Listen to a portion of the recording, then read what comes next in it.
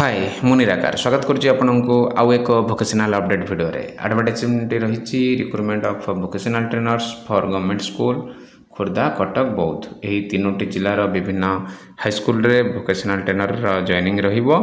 जदि आपण ऑल ओडिशा रे पिला अछंती एथिरे आवेदन करि परिबे। अन्य वीटीवी मानकर मु वीडियो बनैछि जदि देखि नांती देखि परिबे। सेथिरे विभिन्न डिस्ट सहित सेक्टर गुडी अछि होय तो सेटा आपन पई फिट होय थाइ पारे। जदि खोर्धा कटक बौद्ध यही तीनोटी जिलार पिला एथिरे मध्य आवेदन करने सहित अन्य जिला मानक आवेदन करें। बीटीपी रहिबो Pramodini educational and charitable trust training partner अच्छी एनएसटीसी एज क्राइटेरिया रहिबो 18 ରୁ 37 वर्ष। जदि अधिक एज अच्छी ताहले गवर्नमेंट रूल हिसाब रे रिलैक्सेशन मिलिबो।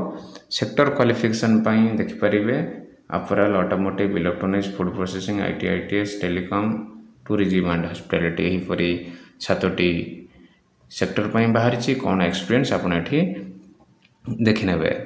जदि सैलरी कथा कहवा एवं सीटीसी सब 20,000 भितर रहिबो।